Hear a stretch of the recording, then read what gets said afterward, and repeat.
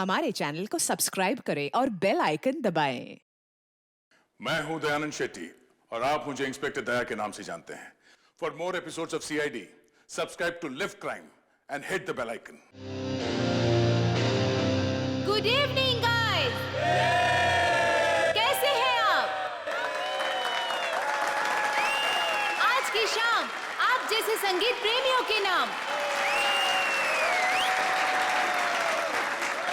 And I make sure आज की शाम रॉकी एंड बैंड के साथ आप लोगों की बहुत ही यादगार शाम होगी। तो हो जाइए तैयार रॉक एंड रोल करने के लिए रॉकी के गानों के साथ।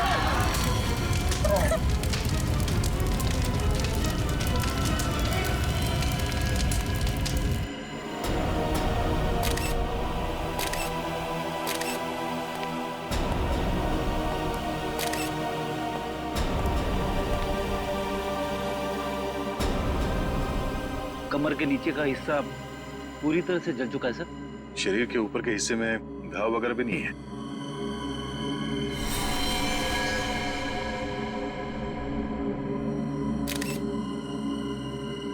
यहाँ स्टेज पे किसी भी चीज को हाथ तो नहीं लगा किसी ने? नहीं सर। ये आग कैसे लगी? पता नहीं सर कैसे लगी। जैसे हमने रॉकी को आग की लपटों में घिरे देखा, हम भागकर स्टेज पर आए, पर सर रॉकी को हम बचा नहीं पाए।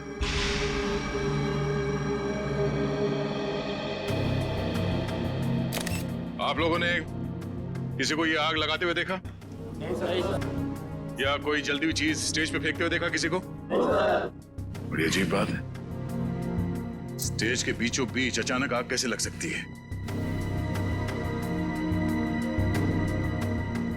इस स्टेज में कुछ है। एक काम करो, स्टेज को अच्छी तरह से चेक करो।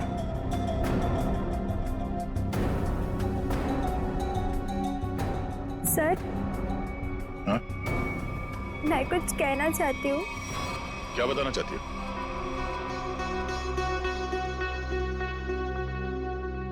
पर यहाँ नहीं, आप आइए मेरे साथ। चलिए।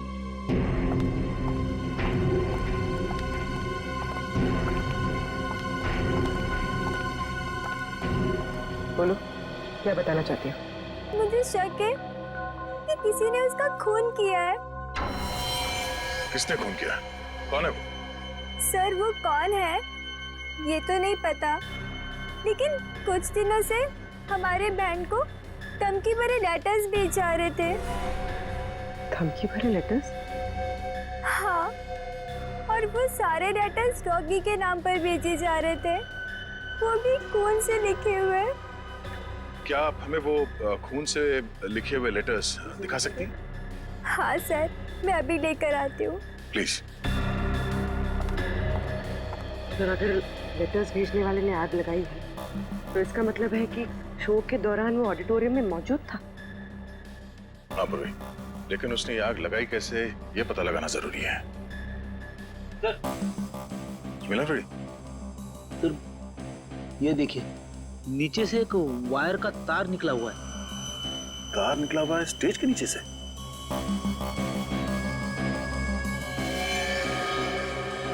तो फिर ठीक उसी जगह पे जहां पे रॉकी खड़ा था जलने से पहले।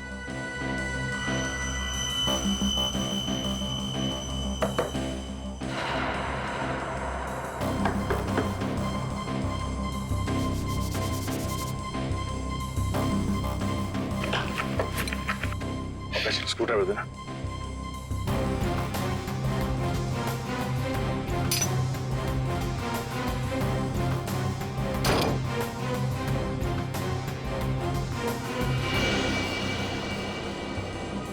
सर, नीचे तो एक कमरा है। हाँ, लगता तो कुछ ऐसे ही है। इसे जाके देखते क्या है। जरा टॉर्च देना।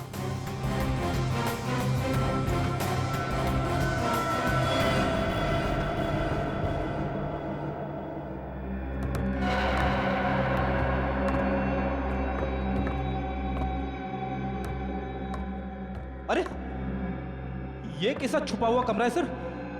पूरे कमरे में धूल मिट्टी पड़ी हुई है। ये कलाकारों के लिए अलग से बनाया हुआ कमरा है। यहाँ से स्पेशल एंट्री दिखाते हैं। सर खूनी ने स्पेशल एंट्री के लिए बनाए दरवाजे का बड़ी होशियारी से इस्तेमाल किया है। सर ये देखिए, ये वायर ऊपर से नीचे आ रही है सर। ये वायर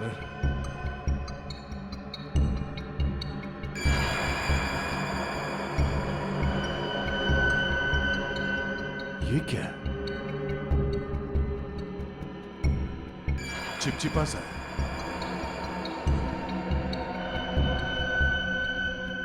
ये तो रबर सोल्यूशन है। सर रबर सोल्यूशन यहाँ पर? हाँ, यहाँ पे क्यों? ओह, अब समझ में आया ये सारा मामला है क्या? क्या सर? ये सब रॉकी को मारने का प्लान था। ये इलेक्ट्रिक वायर, ये रबर सोल्यूशन। रॉकी को मारने का प्लान? वो किसे? बताता हूं फ्रेडी। पहले ये देखते हैं कि ये इलेक्ट्रिक वायर जाता कहां है।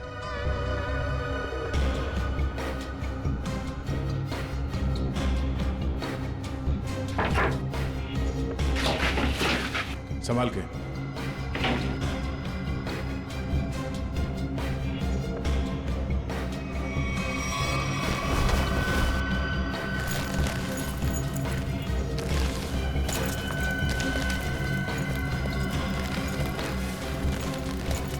सर ये तो बैक स्टेज एरिया है।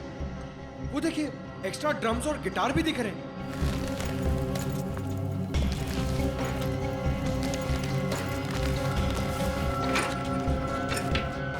ये देखो, वायर मेन स्विच से कनेक्टेड है। आपको समझ में आया फ्रेडी? फ्रेडी, रॉकी ठीक उसी जगह पे खड़ा था जहां से हम लोग नीचे आए हैं, और ये वायर उस दरवाजे से कनेक्टेड था और आसपास रबर सॉल्यूशन पड़ा हुआ था। जैसे ही कंसर्ट शुरू हुआ, किसी ने ये मेन स्विच ऑन कर दिया, वायर में शॉर्ट सर्किट हो गया और रबर सॉल्यूशन में आग लग गई, और आग इतनी तेजी से फैली कि रॉकी कुछ कर नहीं सका, वही मारा गया बेचारा। सर अब खूनी का कैसे पता चलेगा? ये बैक स्टेज है, इसका मतलब है यहाँ के किसी स्टाफ ने कुछ देखा जरूर होगा। एक काम करो, यहाँ पे जितने भी स्टाफ काम करते हैं उन सबको ऊपर इकट्ठा करो, चलिए।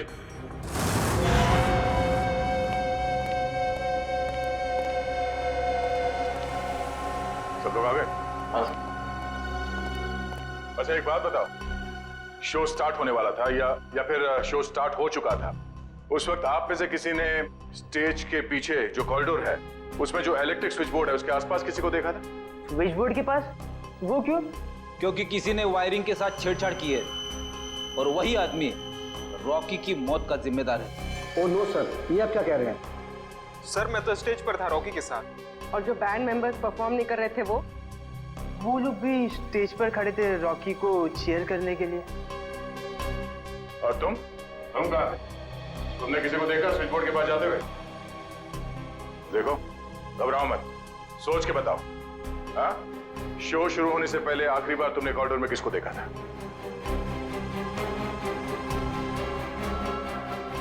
सर इसे देखा था मैंने सर। करण, ये तुम क्या बोल रहे हो? सर मैं झूठ नहीं बोल रहा हूँ, इसे ही देखा था मैंने कॉरिडोर में यहाँ। अब बताओ मिस्टर करण, तुम कॉरिडोर में गए थे या नहीं?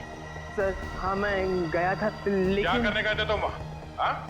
तुम्हें शो में परफॉर्म नहीं करना था?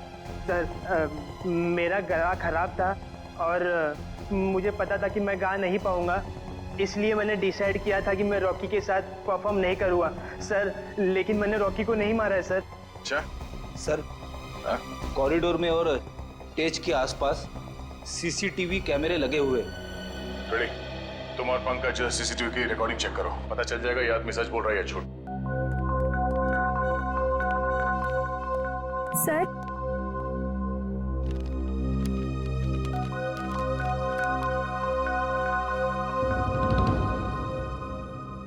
वाकई ये लेटर्स तो फोन से लिखे हैं।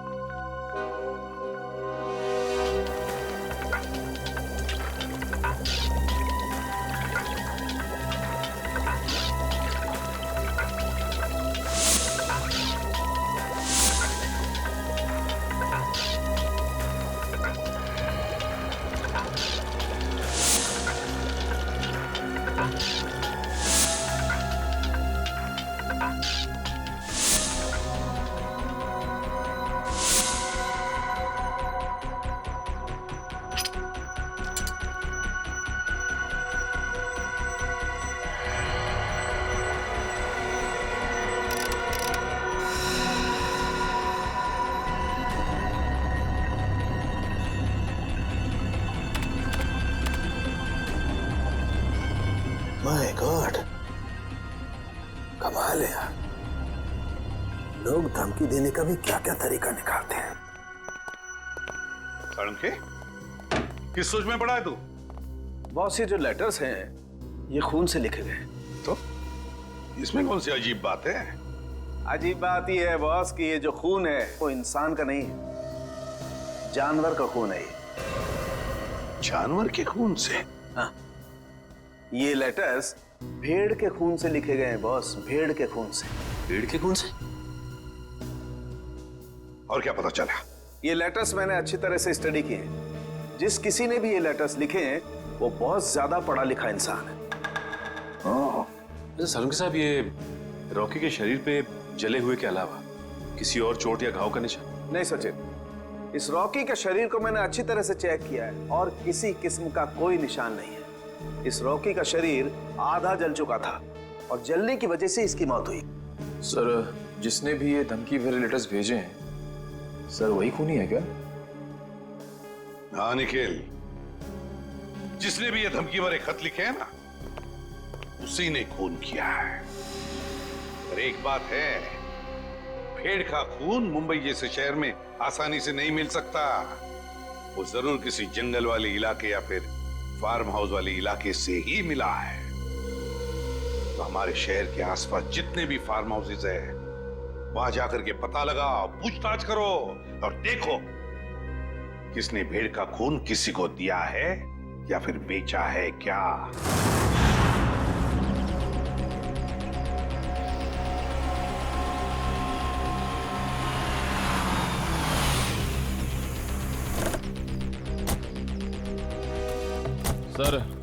सर शहर के आसपास 2 ही फार्म्स हैं जहाँ पे भेड़ बकरियां पाली जाती हैं। एक पनवेल में है सर, जहाँ में कुछ पता नहीं चला।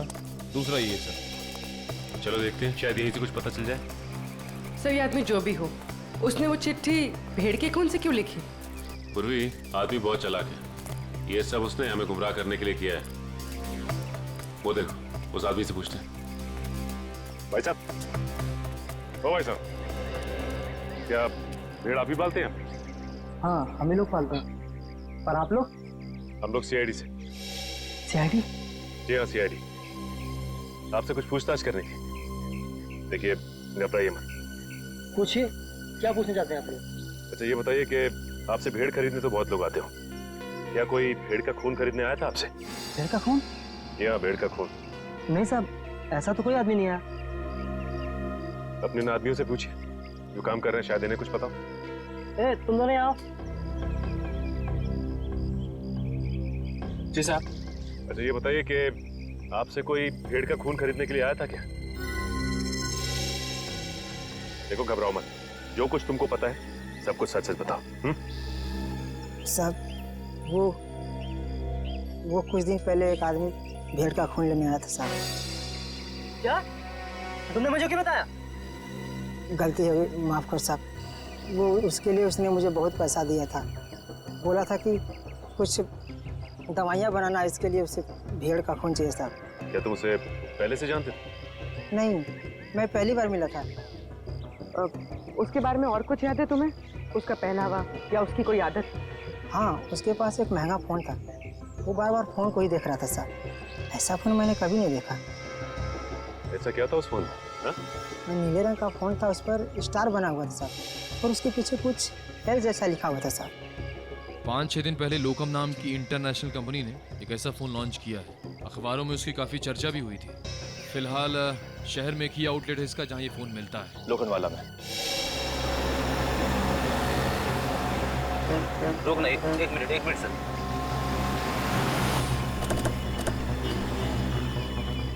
सर, ये उस मोबाइल कंपनी की दुकान है जिसके बारे में सचिन सर ने फोन करके बताया था। सुनिए भाई साहब, हमें एक मोबाइल के बारे में कुछ जानकारी चाहिए जो हाल ही में मार्केट में आया है आपकी कंपनी का। कहीं आप लोकम की बात तो नहीं कर रहे हैं? हाँ, लोकम का नीले रंग का फोन, पीछे एल लिखा हुआ और आगे स्टार बना हुआ। कहीं आप इस फोन की बात तो नहीं कर रहे? हाँ, इसी फोन की बात कर रहे हैं। बोलिए साहब, क्या जानकारी चाहिए? सबसे नया मॉडल है, 10 दिन पहले ही लॉन्च हुआ है। आपको चाहिए तो अभी से बुक कर दूं? नहीं, हमें खरीदना नहीं। हमें ये पता करना है कि ये फोन किन किन लोगों ने खरीदा है। हमें उनकी लिस्ट चेक करनी है। पर क्यों साहब? देखिए, हम सीआईडी से और एक खून के सिलसिले में तहकीकात कर रहे हैं। जी बिल्कुल। अभी तक हमने सिर्फ 12 पीसी बेचे हैं, कस्टमर का रिस्पॉन्स देखने के लिए।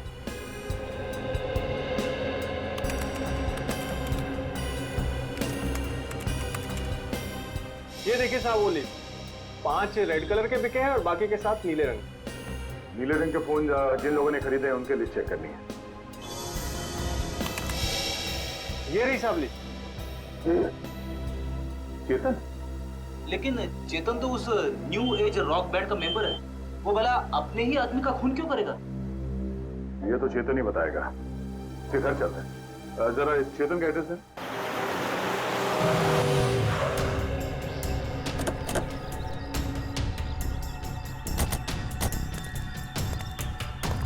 सर, घर तो बंद है। अब कहाँ ढूंढेंगे चेतन को? घर के अंदर।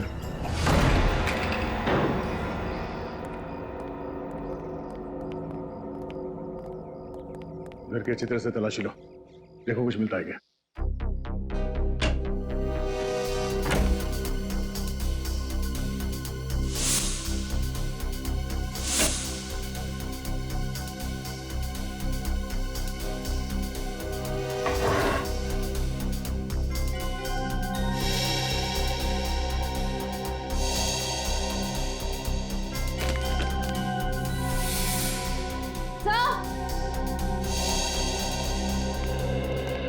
सर, डस्टबिन में फटे हुए कागज हैं।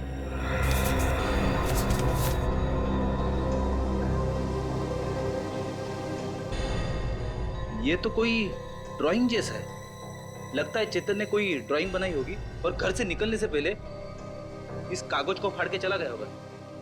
टुकड़ों को जोड़ के देखते हैं, पता चल जाएगा इस चेतन ने क्या ड्राइंग बनाई थी।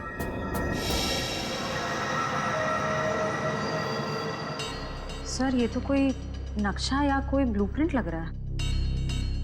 श्रेया, तो किस जगह का? तो करण के ऑफिस के कैबिन का ब्लूप्रिंट है। करण? सर, ये करण भी तो न्यू एज रॉक बैंड का मेंबर है। सर, ये देखिए, उसके कैबिन में जितने भी म्यूजिकल इंस्ट्रूमेंट्स हैं और जितने भी इलेक्ट्रिक कनेक्शंस हैं, सब मार्क किए गए हैं। चेतन के घर पे करण के ऑफिस का मैप क्यों?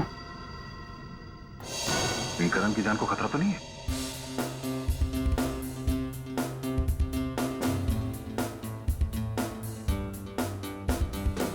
रॉकी सर की बहुत याद आती है। उनकी आवाज में एक अलग ही जादू था।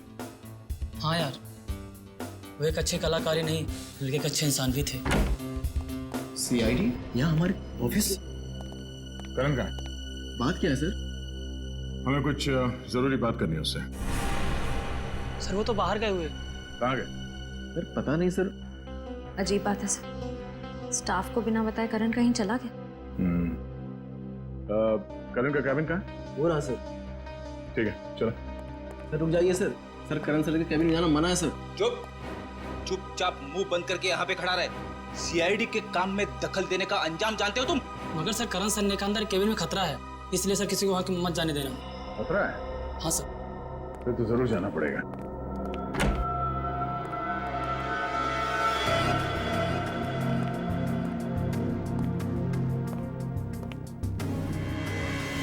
सर, ये कैबिन तो बिल्कुल वैसा ही है जैसा उस ब्लूप्रिंट में था जो हमें चेतन के घर से मिला था।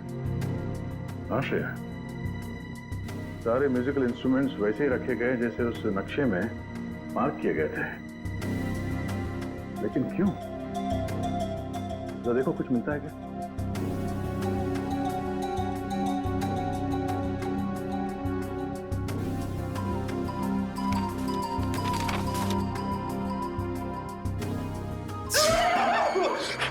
क्या हुआ बेटी? सर गिटार में करंट है। गिटार में करंट है? अरे नहीं सर, सर रॉकी के खून में करण का हाथ है, इसीलिए उसने जानबूझ के ये वाला सेटअप अपनी कैबिन में बनाया ताकि वो शो में होने वाले खून की प्रैक्टिस कर सके। सर ये स्केच देखिए, इसमें म्यूजिकल इंस्ट्रूमेंट्स और इलेक्ट्रिक कनेक्शंस बिल्कुल वैसे ही हैं जैसे उस शो में थे। स्टेज और बैक स्टेज में भी सब ऐसे ही फिट किया गया था। ये सारा मामला समझ में आ रहा है। करण और चेतन इन दोनों ने मिलकर रॉकी का खून किया है। मगर सर करण सर ऐसा क्यों करेंगे सर? वो तो पता चल ही जाएगा। पहले ये बताओ, इस कैबिन में करण के साथ कोई और भी आया था? नहीं सर, वो तो हर वक्त काम में बिजी रहते थे, दिन रात अगले शो की तैयारी में ही लगे रहते थे। सर उन्हें तो किसी से मिलने की फुर्सत तक भी नहीं थी। पर सर उसने कहा था कि उसका गला खराब था, इसलिए उसने रॉकी के साथ उस शो में परफॉर्म नहीं किया। वो सब एक झूठ था। उसने हमारे सामने नाटक किया। उसने रॉकी का खून किया और रॉकी को रास्ते से हटा दिया, और अब अपना अलग से शो प्लान कर रहा है। करण का अगला शो कहाँ है? सर पूना में। पुणे में?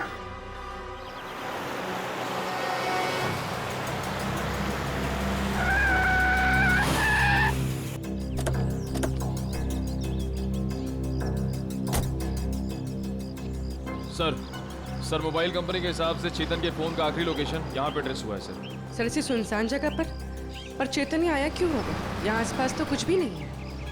कुछ तो जरूर है। हो सकता है चेतन यहाँ पे किसी से मिलने आया हो और उसके बाद यहाँ पे आके कहीं छिप गया। पर सर अब हम चेतन को ढूंढेंगे कैसे? वो देखो, वो सामने छोटी सी दुकान दिख रही है ना, वहाँ चल के पूछते हैं।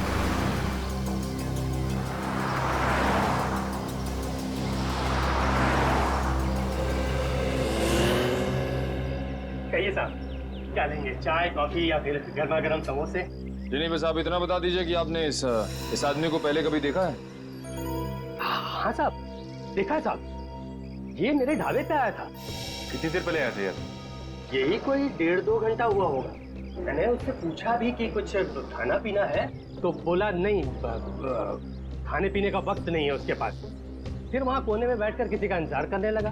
फिर कोई मिलने आया इससे? हाँ साहब, एक गाड़ी आई थी और गाड़ी को देखते ही उसकी ओर भागा। अब फिर दोनों, साहब गाड़ी में कोई बैठा हुआ था, दोनों में कुछ खुसुर फुसुर हुई और फिर गाड़ी वाले ने एक अटैची इसको दी और चला गया। गाड़ी वाले को देखा? नहीं मैडम, असल में हुआ क्या कि ये आदमी ठीक गाड़ी वाले के सामने आकर खड़ा हो गया, तो मैं गाड़ी वाले की शक्ल नहीं देख पाया।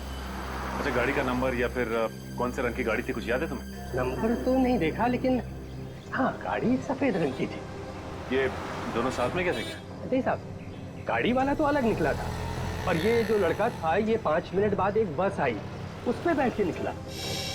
हरे रंग की एक पैसेंजर मिनी बस थी, ये हेटी ट्रेवल्स की। तो बता सकते हो कि ये बस कहाँ गई होगी? साहब, हेटी ट्रेवल्स की अधिकतर बसें यहाँ से पूना की ओर जाती हैं। वो बस यहाँ से कितनी देर पहले निकली?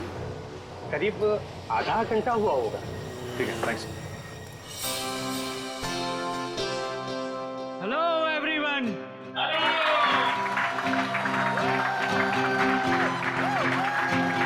तो आखिरकार वो दिन आ ही गया जिस दिन का आप सबको बेसब्री से इंतजार था। तो अपने दिलों को थाम के बैठिए, क्योंकि अब आपके सामने आ रहे हैं आपके दिलों की धड़कनों को तेज करने the one and only mister करण।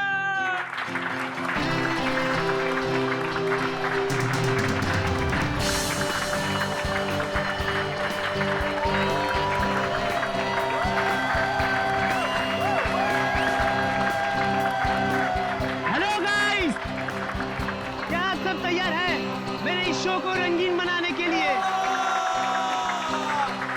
क्या आप सब मेरे साथ झूमेंगे? मेरे साथ गाएंगे भी? नहीं।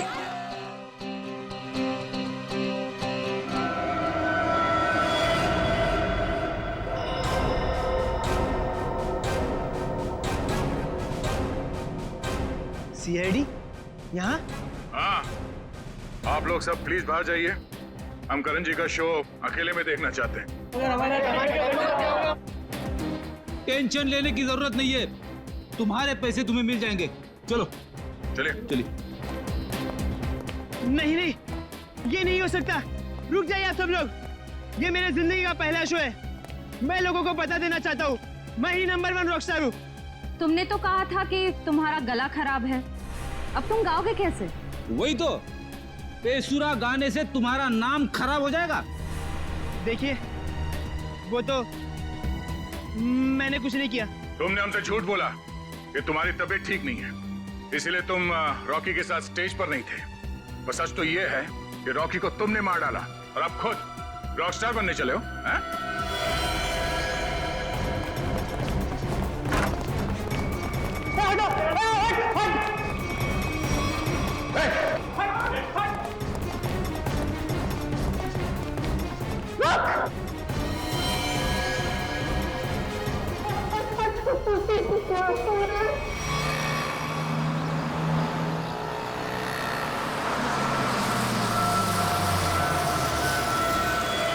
चलो चलो सब लोग उतरो, लास्ट स्टॉप आ गया। चलो चलो सब लोग उतरो, लास्ट स्टॉप आ गया। चलो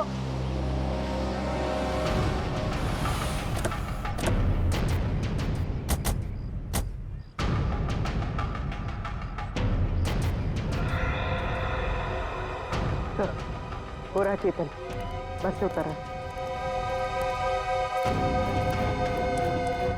सर बार बार पीछे मुड़ के देख रहा है, ऐसा लग रहा है काफी डरा हुआ है।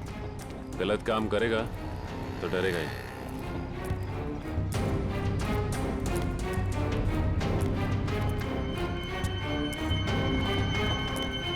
ठीक है।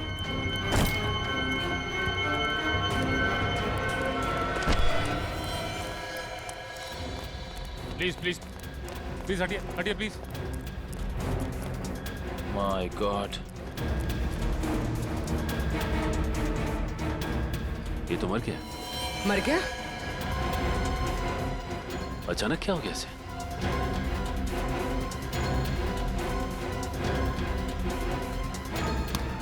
सर शरीर पे किसी भी घाव के निशान नहीं है। फिर इसकी मौत हुई कैसे?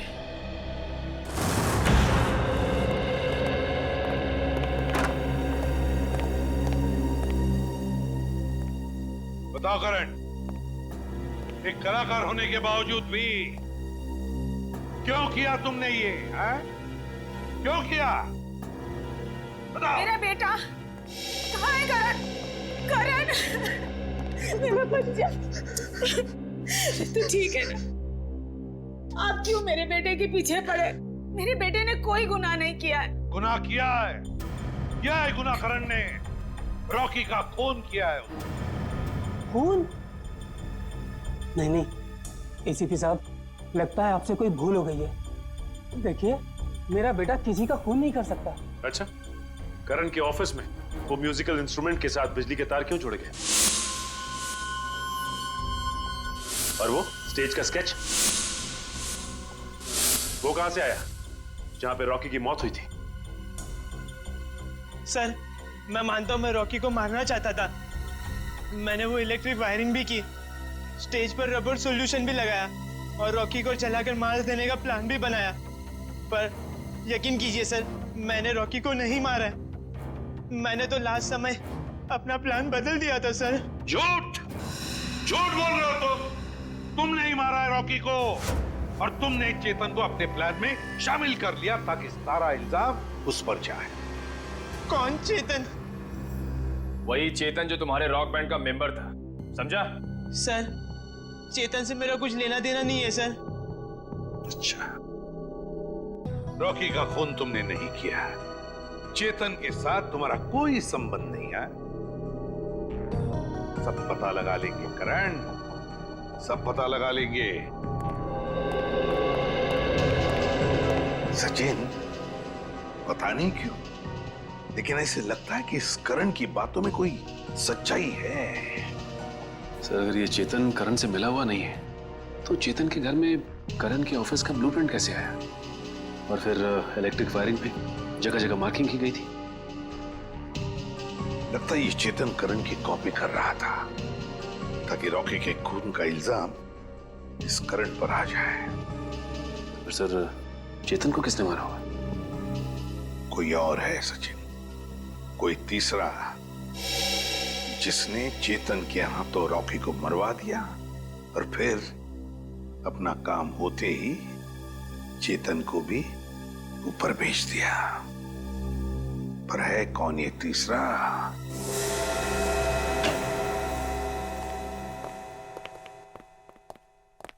साउंड के रेजिग्नेशन दे दे, इस्तीफा दे दे। क्यों दे दूं भाई इस्तीफा? क्योंकि तुझे अब तक पता नहीं चला कि चेतन को मारा कैसे।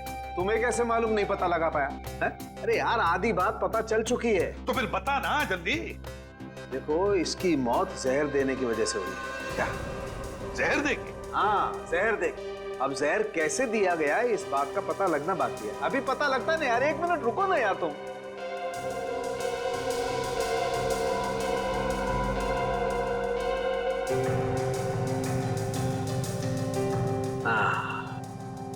ये इसी बात का शक था मुझे। ये देखो ये निशान बॉस, ये सुई का निशान किसी ने यहीं से इंजेक्ट करके इसकी बॉडी में जहर पहुंचाया है। लेकिन सर चेतन तो हमारे सामने बस से उतरा, बिल्कुल ठीक ठाक था। और जब हमने इसका पीछा किया तब भी बिल्कुल ठीक ठाक था। और सर वो मरा भी हमारे सामने, हमने तो नहीं देखा किसी को उसे इंजेक्ट करते हुए। सचिन इसे 15-20 मिनट पहले ही जहर दिया गया था। बॉस ये स्लो पॉइजन है, 15-20 मिनट के बाद असर करता है। तो इसका मतलब है चेतन को पॉइजन दिया गया बस में। मतलब खूनी बस में ही था जब चेतन बस में था। मगर सर चेतन को अगर बस में इंजेक्शन दिया गया तो उसे पता कैसे नहीं चला? भीड़ थी निखिल, बस में भीड़ थी। भीड़ का फायदा उठाया होगा खूनी ने। लेकिन सर अब खूनी तक पहुंचेंगे कैसे? मैं आप लोगों की मदद कर सकता हूं। तो फिर टाइम पास क्यों कर रहा है? अबे बता ना जल्दी। बॉस इसकी कलाई पर एक चमड़े का बेल्ट था, उस पर और इसकी कलाई पर मुझे उंगलियों के निशान मिले। किसके निशान मिले सारुण के? अब इसकी उंगलियों के तो है नहीं, तो शायद वो निशान खूनी के होंगे। अगर ये उंगलियों के निशान खूनी के हैं तो फिर हुआ ये होगा कि जब खूनी चेतन को इंजेक्शन देना चाहता था तो किसी वजह से उसने चेतन की कलाई पकड़ ली, मगर कलाई पर था लेदर बैंड, तो बस आ गए उसकी उंगलियों के निशान उस लेदर बैंड पर। लेकिन सर बस में तो बहुत सारे लोग थे, ये पता कैसे चलेगा कि वो उंगलियों के निशान हैं किसके? पता तो लगाना पड़ेगा सचिन कि वो उंगलियों के निशान हैं किसके। पता तो लगाना पड़ेगा। है एक तरीका है। दोस्तों आप सबका बहुत बहुत स्वागत है हैट्टी ट्रेवल्स के एनुअल लकी ड्रॉ में। 12 दिसंबर को हमारी कंपनी की सालगिरह थी और 12 दिसंबर को जो लोग हमारी कंपनी की बस में ट्रैवल कर रहे थे उन सबको मिलेगा एक तोहफा। मुझे तो इस कॉन्टेस्ट के बारे में पहले मालूम ही नहीं था। मुझे भी नहीं पता था, मैंने भी ये खबर अखबार में पढ़ी। देखते हैं आज सरप्राइज गिफ्ट क्या मिलता है। और उनमें से किसी एक लकी आदमी को मिलेगा जैकपॉट, जो कि है 2 लाख रुपए का। बस। लेकिन उससे पहले आपको एक छोटा सा काम करना होगा और वो है ये फॉर्म, साधारण सा फॉर्म, वो आपको भरना होगा। तो फिर देर किस बात की है? आइए एक एक करके फॉर्म भरिए और अपने अंगूठे का निशान छोड़कर जाइए इसमें। ये लीजिए।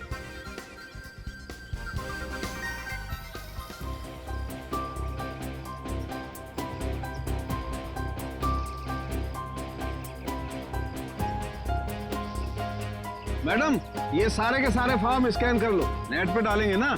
जी सर जी।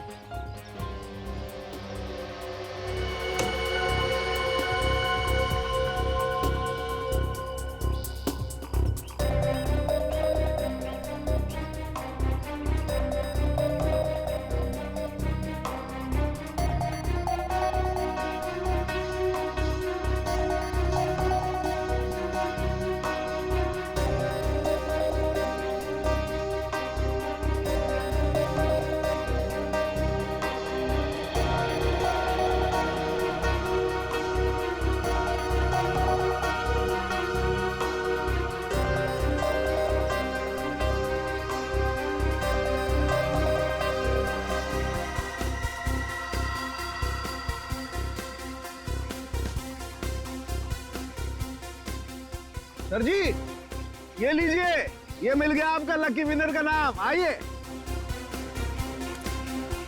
ये देखिए।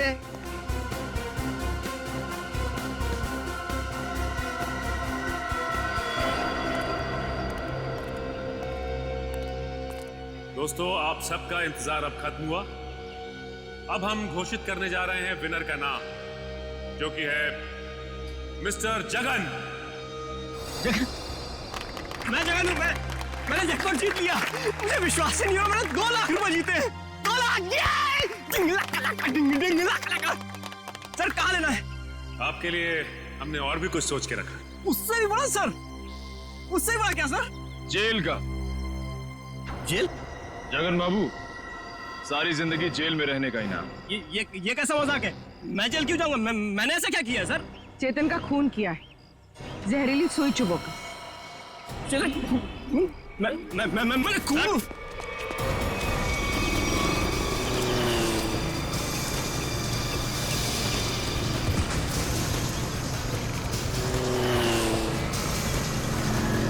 तुम्हें पकड़ने के लिए इतनी बड़ी प्रतियोगिता रखी है, इनाम क्या तेरा बाप लेगा? सर, मैंने कुछ नहीं किया सर, मैंने कुछ नहीं किया। मैं छोड़ दो सर, छोड़ दो मुझे सर। अब बोल, चेतन का खून क्यों किया तूने?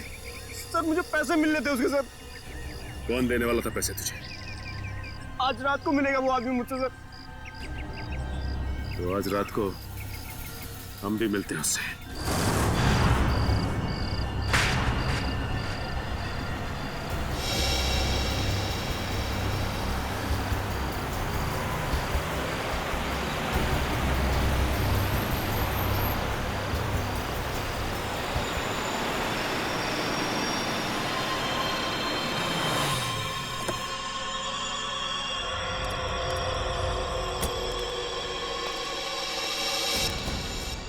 राम सेठ, वक्त के बहुत पाबंद हो तुम, मुझसे पहले यहाँ पहुँच गए। सेठ, मुझे मेरे पैसे दे दो सेठ। यहाँ अगर किसी ने देख लिया तो बवाल खड़ा हो जाएगा सेठ। मुझे फौरन निकलना है यहाँ से। आखिर तुमने मेरा काम किया है, इनाम तो तुम्हें मिलना ही चाहिए। हाँ सेठ।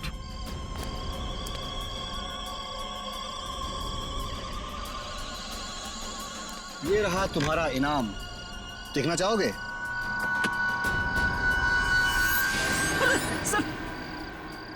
बंदूक? हाँ, बंदूक। क्या मजाक है सेठ? ये मजाक नहीं और ना ही ये कोई खिलौना है, ये असली बंदूक है और चलती भी है। मुझे क्यों मारना चाहते हैं? मैंने तो हेल्प की आपकी। इसीलिए तो अब तुम मेरे लिए खतरा बन चुके हो, और मैं खतरों को पालता नहीं हूँ, उन्हें खत्म कर देता हूँ। फिनिश। बाय जगन।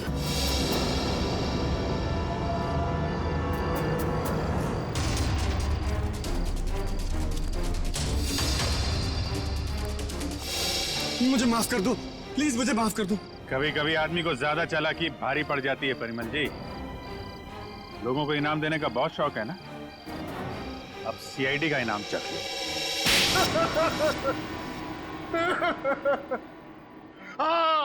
हाँ, मैंने ही मारा रॉकी और चेतन को। क्यों?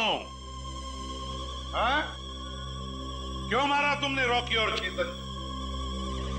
तुम तो रॉक बैंड के गुरु थे ना? गुरु? क्यों?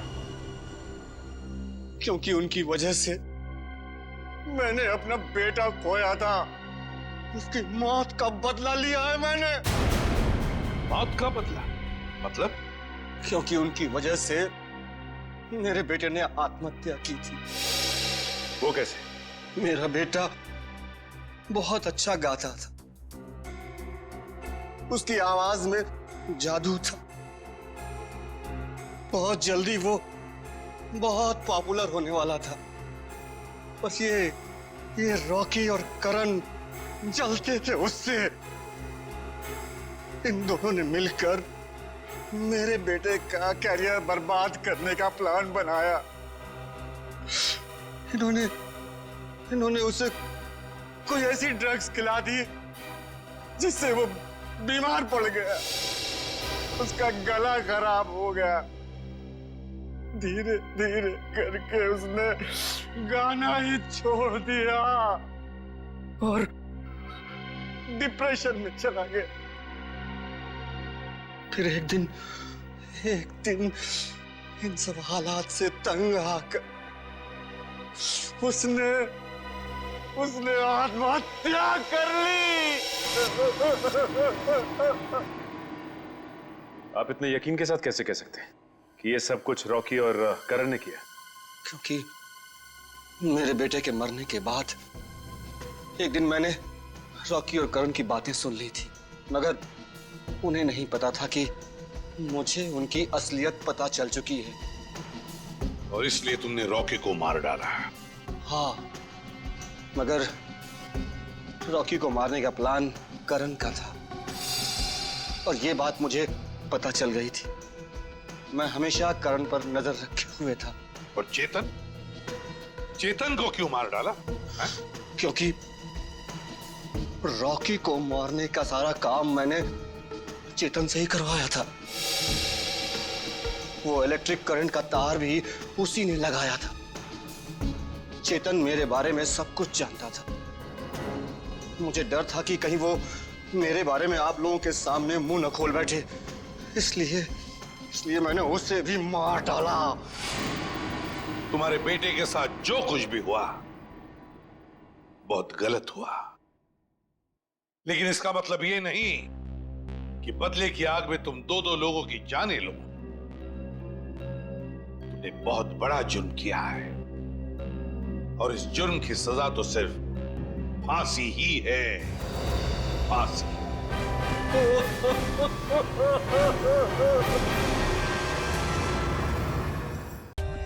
For more updates, subscribe to our channel, click the show links and enjoy watching the videos.